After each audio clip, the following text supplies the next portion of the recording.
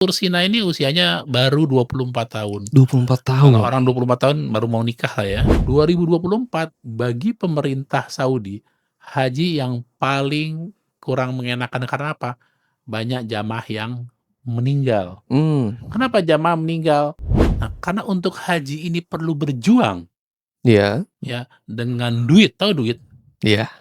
Duit itu doa, usaha, Usaha, iman dan takwa. iman dan Nah, takwa.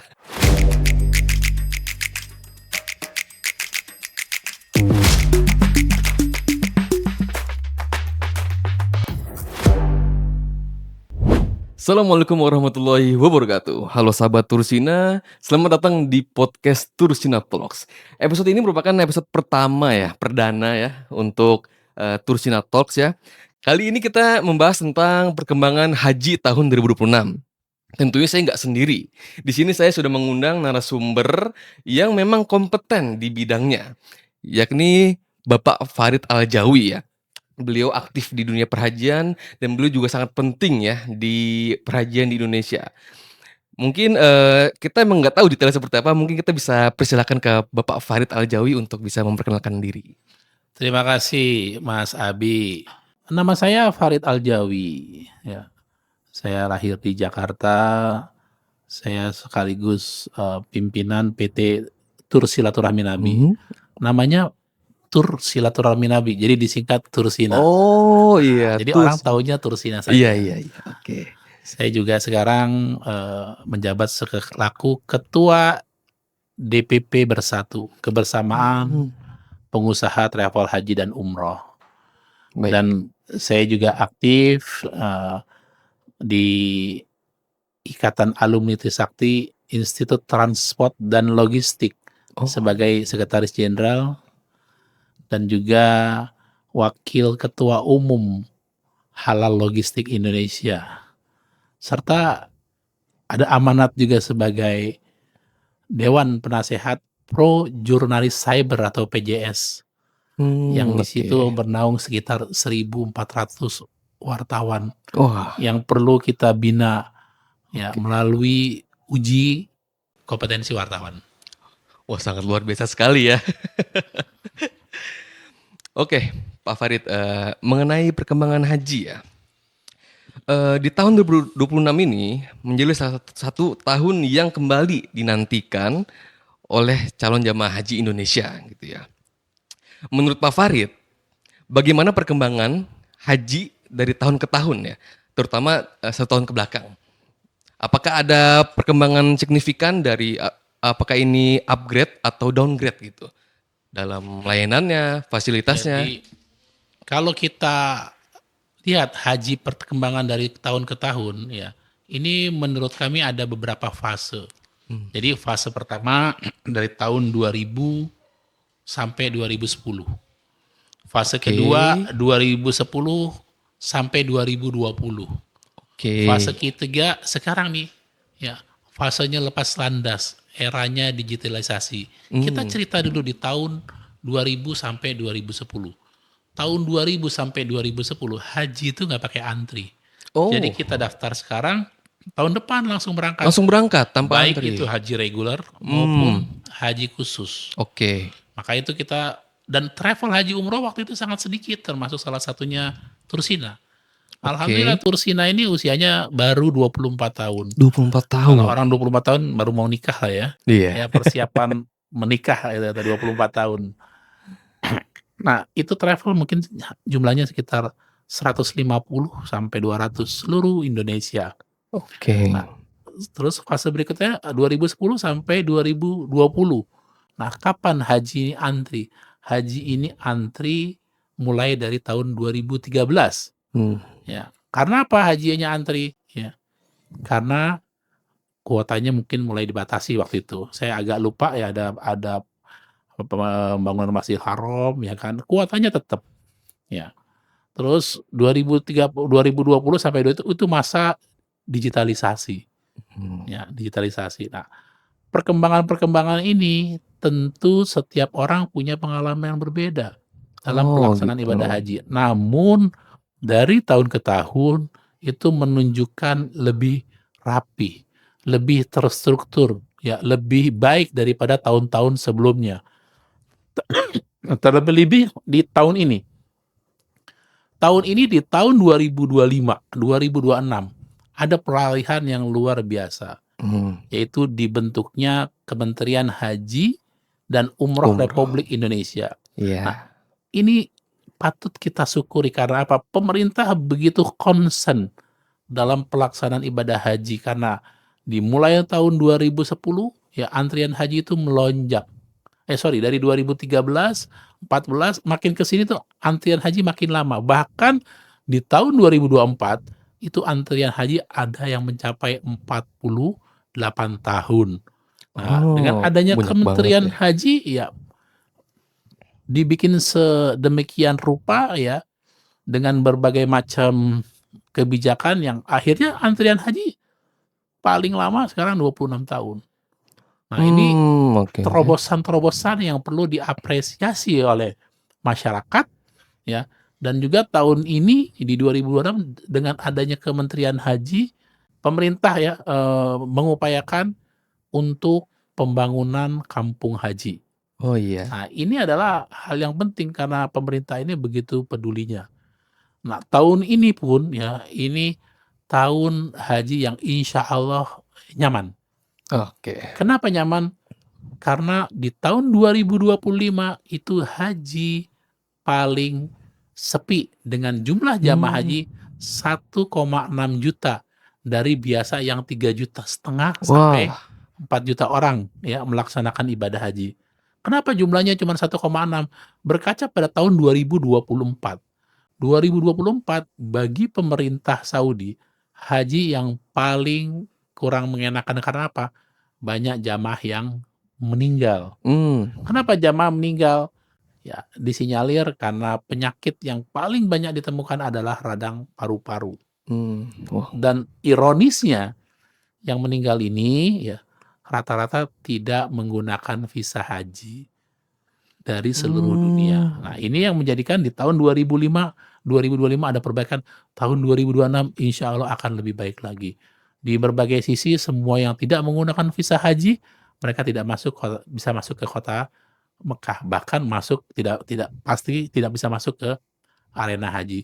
Ini suatu, peningkatan ya, pelayanan pemerintah kepada masyarakat, baik pemerintah Arab Saudi maupun pemerintah Indonesia, sehingga jamaah haji yang berangkat tahun ini insya Allah lebih nyaman, lebih tenang, dan diharapkan bisa menjadi haji yang mabrur.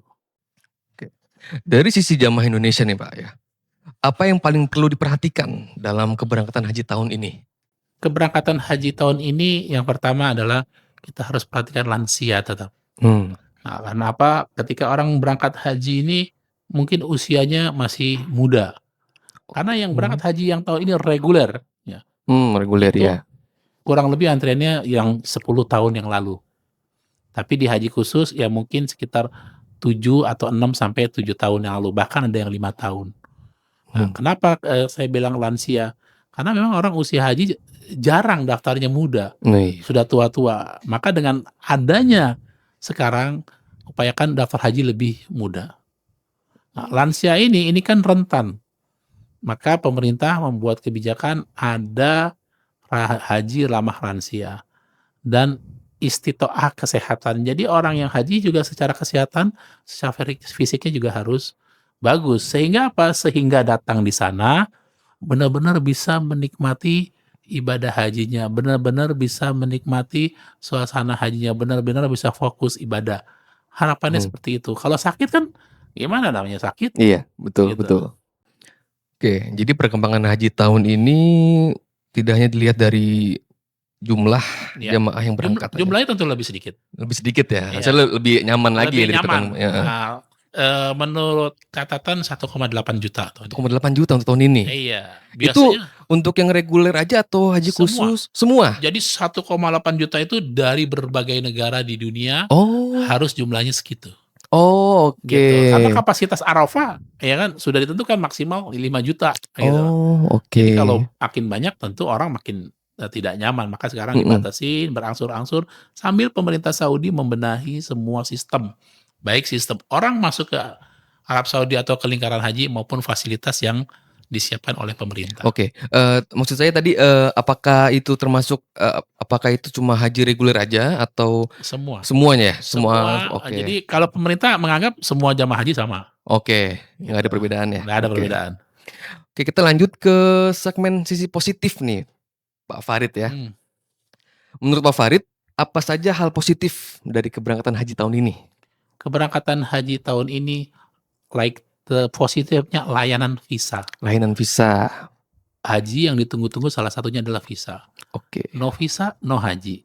Ya kan, Mmm, kadang ada visa gimana, untuk masuk suatu negara sudah visa. Nah, visa tahun ini, sebelum bulan Ramadan sudah terbit. Artinya apa? Kalau lebih cepat ya berarti layanannya lebih baik. Biasanya keluar di mmm, bulan Syawal atau mendekati keberangkatan ini di bulan Ramadan, bahkan Sya'ban itu visa sudah terbit. Itu baru sisi visa. Terus yang kedua, pembangunan tenda Arafah Mina untuk yang haji khusus nih terutama, itu semuanya sudah bisa kita lihat. Sehingga kita bisa memberikan usulan kepada syarikah atau muasasah bahwasannya, oh tendanya harus, kita mau ada ininya, mau ada fasilitas ini. Nah itu sisi perkembangan baiknya yang nanti kita bisa nikmatin saat pelaksanaan ibadah haji. Walaupun mmm, ya nikmatinnya untuk Arafah cuma 1 hari, i ya kadang setengah hari, iya, ya. Terus kalau Mina cuma 4 hari. Karena haji itu kan cuman Arafah, Mina, Musdalifah yang kurang lebih ya sekitar 5 hari saja. oke. Jadi kan yang kita tahu nih sebagai, pandangan umum lah gitu kan, eee, emang haji itu kan adalah ibadah yang wajib ya, dia Betul. masuk ke dalam rukun Islam gitu kan ya. Kalau dari sisi spiritual Pak Farid ya, eee, emang banyak di Indonesia ini orang-orang yang dia punya duit, tapi dia nggak bisa haji. Ah. Dan ada orang yang dia bahkan nggak bisa, punya penghasilan yang kurang untuk menabung haji, tapi dia bisa berangkat haji. Menurut Pak Farid ini, apa Ja ini Pak? jadi, kenapa haji panggilan, menurut saya ini ada 3 kriteria. Mmm, Ada orang punya duit, oke, duitnya banyak Mas Abi, mhm. ya, tapi dia tidak mau berangkat, Oh, ya, punya duit nggak mau berangkat. Ada orang nggak punya duit, tapi mau berangkat, ya nggak bisa juga. Ada orang tadi orang punya duit, ya kan, mhm, tidak punya waktu, iya, oke. ya. Ada orang punya waktu, tidak punya duit. Mhm. Ada orang punya duit, punya waktu, tapi tidak mau berangkat, Nah, iya iya, oke. ya. Tapi ada orang tidak punya uang, ya, kehidupannya juga kurang baik, waktunya juga sempit, ya kan, Mhm? karena banyak kegiatan, tapi bisa berangkat, itu namanya panggilan, Panggilan, ya. ya. Nah, panggilan ini ya cuman 3, satu adalah panggilan azan untuk salat, Oke, ya, 2 ya panggilan untuk ibadah haji, mhm, yang 3 kematian, oke. dipanggil Sang Pencipta. Maka haji ini sebuah perjalanan yang ajaib. Kadang-kadang tadi tidak masuk logika, gimana orang miskin nggak punya duit, cuman ngurusin masjid, tapi kok bisa ibadah haji, Nah, itu dia, iya. gitu loh. Jadi panggilan spiritual ini yang kita tidak bisa semuanya dengan logika. Seandainya Mas Abi ya kan, kalau misalnya dia bayar mahal, dia bisa berangkat haji tahun ini, daftar dia bisa berangkat haji, ya tentu dan hajinya bisa langsung mabrur, ya tentu orang-orang kaya saja yang masuk surga. Iya, oh iya, Nah, iya.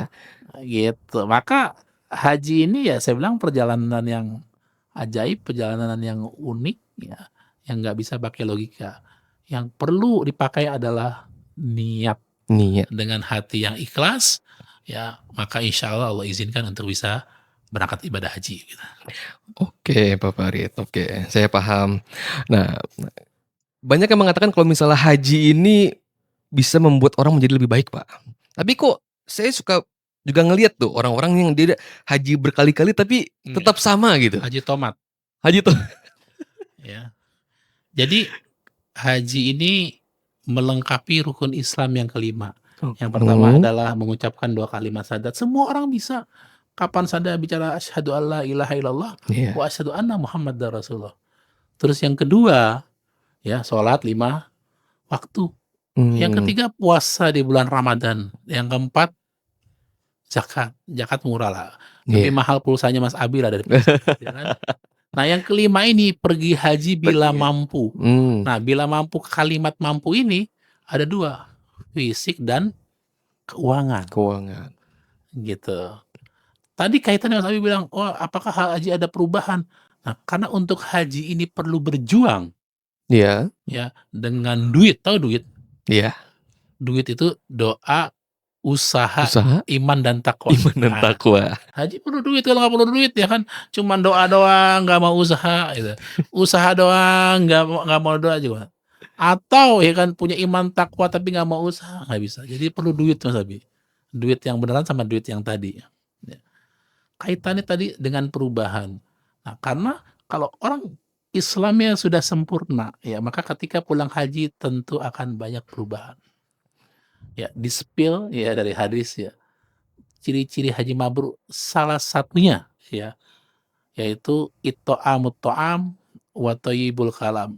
Itu baru salah satunya ciri haji yang mabrur. Mmm. Artinya apa? Orang pulang haji harus membawa perubahan Iya, tuh. secara spiritual. Apa itu? Yang pertama, senang memberi makan, sedekah, senang Oke. sedekah. Itu ciri-ciri Mmm. orang haji mabrur. Ya, senang memberi, bukan dia pulang haji tapi tambah pelit. Nah, ya kan? Ah, iya. Terus yang kedua, ya kan, wa thayyibul kalam, dan bicaranya baik. Baik itu bukan sopan, ini bukan, tapi ingat sama Tuhannya itu lebih banyak, ya Oke. kan.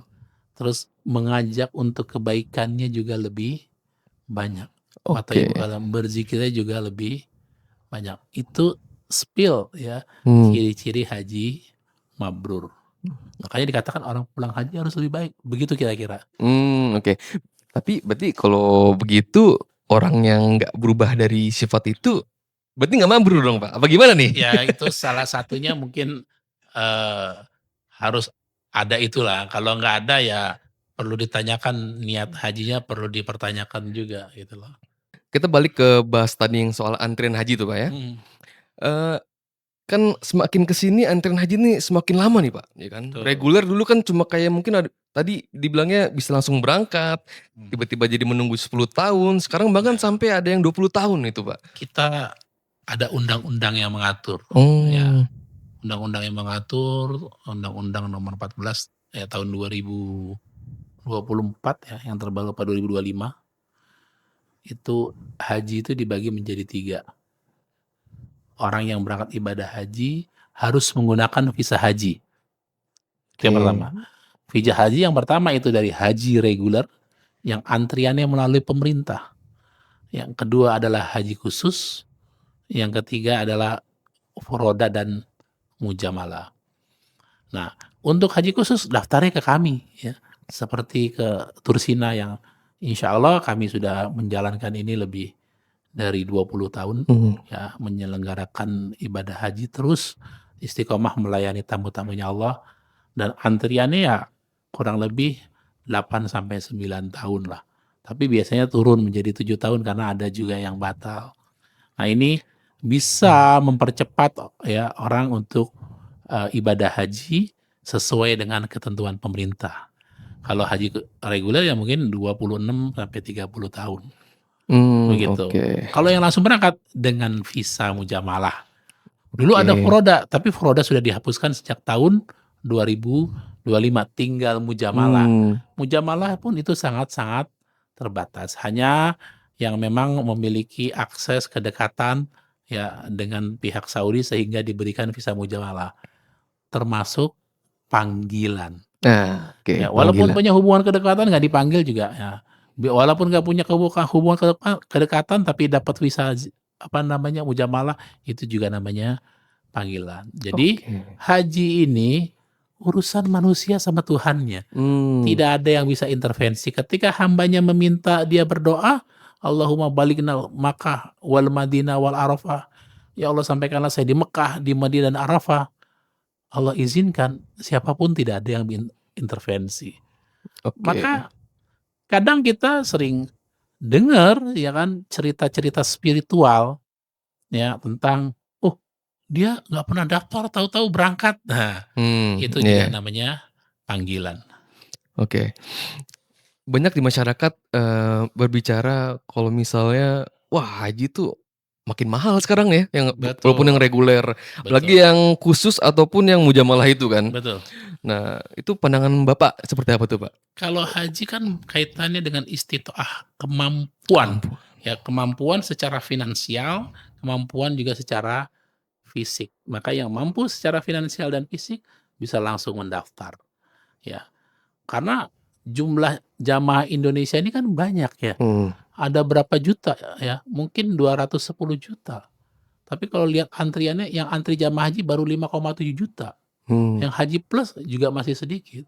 Maka ya teman-teman, ya saudara-saudara yang belum daftar ya silakan daftar di haji khusus yang antriannya lebih cepat. Kita mmm, jalankan sesuai dengan ketentuan pemerintah dan prosedur yang insya Allah ya siapa tahu bisa lebih cepat daripada yang dijadwalkan. Karena apa? Karena ini sistemnya adalah first come first serve. Siapa yang mmm. duluan daftar, maka itu yang dia dapatkan. Dan sangat mudah daftarnya. Cukup lihat travelnya sudah berizin, cukup lihat oh travelnya sudah berpengalaman sekian tahun, tahu kredibilitasnya, ya alhamdulillah insya Allah ya kategori itu ada di Tursina. Oke. Saya pernah dengar soal haji khusus. Jadi mereka udah daftar haji khusus, lalu ditawari percepatan. Nah, maksud percepatan ini apa nih, Pak? Ya percepatan itu aja hanya istilah Heeh. yang disalahgunakan seolah-olah orang ini melewati antrian orang lain, Mmm, ya, seolah-olah melewati antrian orang lain. Nah, ini banyak percepatan yang menyalahi ketentuan. iya, Tentu kalau kita mau haji, kita jalan yang normal-normal saja, mhm. kalau toh lebih cepat itu menjadi panggilan. Jangan terkecoh dengan istilah percepatan, karena percepatan itu nanti merubah niat haji kita, ya. Ah, Merubah niat haji kita. Jika Allah izinkan berangkat, berangkat. Yang terpenting adalah semua sesuai dengan mmm. ketentuan yang berlaku, baik itu di Indonesia maupun di Arab Saudi. Oke, Pak. Kita akan membahas ke furoda, yang di mana Nah, tahun lalu ini viral gitu ya, karena betul, banyak visa yang nggak keluar gitu kan. betul. Banyak jamaah yang kesal ke travel karena visanya nggak keluar. Mhm. Nah, menurut Bapak ini, furoda ini apa sih? Seperti apa sih? Furoda itu ya artinya mandiri, ya, Mandiri. sendiri. Jadi furoda itu kuota yang fasilitasi oleh amir-amir yang ada di Arab Saudi, Mmm, ya, kepada mitra-mitranya atau travel-travel yang mereka mendapatkan akses. Itu sudah tidak ada lagi sejak tahun 2025. oh, Nah, walaupun di undang-undang ada furoda, yang ada adalah mujamalah. Mujamalah itu diberikan oleh pemerintah Arab Saudi kepada kedutaan-kedutaan di seluruh dunia, oh yang berarti beda itu ya antara furoda dan beda. mujamalah ya? Ini menjadi Oke, privilege-nya kedutaan untuk mmm, dia memberikan, penghargaan kepada mmm. mitra-mitranya yang ada di, Indonesia, begitu. Nah, karena kasus itu viral dan membuat banyak jamaah sakit hati lah dan Mhm, kehilangan trust kepada travel, mhm. itu cara, eee, membangun kembali Membangun kepercayaan untuk kembali haji. kepercayaan masyarakat Mhm, mengenai haji, yaitu dengan literasi dan edukasi seperti ini, Mas Abi. oke, Ya, iya, bahwasannya haji ada beberapa kategori, haji harus sesuai dengan ketentuan, haji itu mudah, ya mmm, kan? Nah, haji itu perlu ada training, perlu ada literasi, perlu ada pemahaman, sehingga orang memahami ya tentang haji sesuai dengan ketentuan yang berlaku, begitu. Nah, kalau nggak ada itu saya rasa mereka beranggapan ya selalu jelek, akhirnya yang di sini adalah jelek terus, ya. iya, Mindset-nya jelek. Kadang kan orang haji ini harus dibangun bahwasannya kita harus mempunyai mental positif, kita harus selalu, husnudzon billah atau mmm, bersangka baik terhadap Allah Subhanahu wa taala, iya, begitu. oke. Nah, ini sebenarnya untuk lebih ke penonton ya sebenarnya. Ya, Eee, Menurut Pak Farid, langkah-langkah apa aja nih biar, yang harus dicek oleh calon jamaah lah mhm. dalam memilih travel untuk, berangkat haji lah gitu? Oke, jadi untuk, para calon jamaah ya, rekam jejak travel itu bisa dilihat secara digital, Mmm, itu yang pertama. Terus yang kedua, datangi kantornya, ya. Oke. Kantornya di mana, sudah berapa lama, siapa yang bertanggung jawab, ya, terus juga lihat testimoni-testimoninya, atau mungkin keluarga terdekat yang pernah menjalankan. Insya Allah itu salah satu, cara agar kita tidak salah orang, salah tempat, dan juga menjadi celaka karena salah memilih travel, Iya, tentunya juga begitu. termasuk legalitas dan izin Kalau resminya, Pak, ya? legalitas sudah wajib, Iya, oke. izin sudah wajib, ya. Di luar itu kan ada beberapa hal yang memang kita tidak bisa jangkau kalau kita tidak datang, begitu. Oke. Pak Farid mungkin ada pesan untuk, para jamaah yang kemarin tuh yang furoda, gagal berangkat itu mungkin Ya, bisa kasih edukasi? kita kasih semangat buat mereka yang sudah berjuang tahun lalu dan tahun sekarang lagi berjuang, atau tahun sekarang yang juga sudah mendapatkan visa. Bagi yang sudah mendapatkan visa, kita ucapkan selamat, ya, semoga ibadah hajinya mabrur, doa-doanya diijabah, dan dosa-dosanya diampuni. Bagi yang belum, terus berikhtiar, dan saya sarankan untuk daftar ke Haji Kuota dengan sistem antrian sesuai dengan ketentuan pemerintah. Itu akan menjamin lebih aman, lebih tenang, dan insya Allah dalam 2-3 tahun Allah izinkan bisa berangkat. Oke. Untuk, mungkin sekarang Pak Farid bisa memberikan pesan juga kepada calon jamaah haji yang akan berangkat di tahun ini, Ya. persiapan apa aja yang harus mereka persiapkan agar hajinya menjadi haji yang mabrur? Oke, untuk jamaah calon haji yang akan berangkat ibadah haji tahun ini, persiapkanlah segala matang, terutama adalah kesehatan. Kenapa? Kesehatan ini penting, yang bisa ngukur sehat atau tidak dirinya masing-masing. Maka Mhm. bawalah obat-obatan yang memang biasa digunakan dan diperlukan oleh pribadinya. Di luar nanti biasanya travel itu juga bawa dokter, ya. Terus yang kedua, ya, jangan lupa minum sebelum haus. Mmm. Karena apa? Walaupun dingin, ya di sana mataharinya ada. Kadang-kadang orang lupa minum yang membuat menjadi dehidrasi. Mhm. Jadi jangan tunggu haus, tetap minum.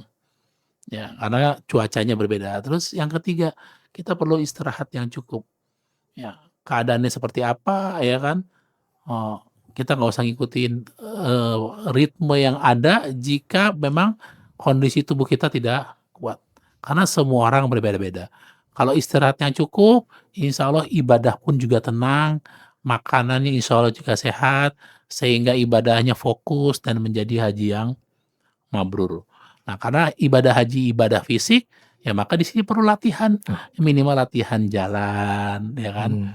Minimal latihan ini stretching segala macam supaya apa? Ya Oke. di sana ibadah fisik perlu dilatih dan jalannya biasanya berkilo-kilo begitu. Oke, oh ya, saya tadi hampir lupa Pak Farid. Nah, kan biasa di prosesi haji ini kan aktivitas fisik nih, Betul, ibadah fisik ya kan. betul. Tentunya pasti ada jamaah mungkin lansia atau yang pemuda yang memiliki riwayat penyakit Hmm? dan ketika melakukan prosesi haji ini dia sakit gitu. Hmm. Nah, kira-kira itu bagaimana tuh, Pak? Jadi nggak usah khawatir, ya. Pemerintah sudah mengatur setiap penyelenggara ibadah haji, baik Mmm. khusus maupun pemerintah, kita sudah siapkan tim dokter. Oh. Tim dokternya sudah ada, dan juga ada kesehatan haji Indonesia, dan juga ada rumah sakit yang menjamin, ya, semua jamaah kalau masuk ke rumah sakit tersebut gratis sampai sembuh. Mmm. Gratis sampai sembuh, asalkan itu visa haji dan jamaah haji Oke. dari seluruh dunia. Ya, jadi tinggal kita aja menjaga, ya, gimana kita tetap sehat, ya, ngukur kemauan dengan kemampuan. Oke, wah Masya Allah luar biasa sekali ya untuk episode kali ini ya. Ya mungkin cukup sekian nih Pak Terima Farid ya, kasih Mas terima Ardi. kasih ya. Ya, Terima kasih karena udah menyempatkan waktu untuk terima kasih. berbagi ilmu ya di Tursina Talks, di podcast perdana Tursina Talks ini, Masya Terima Allah kasih. ya. Untuk sahabat Tursina, sampai jumpa di episode berikutnya di Tursina Podcast ya. Dari kami, sekian. Assalamualaikum warahmatullahi wabarakatuh.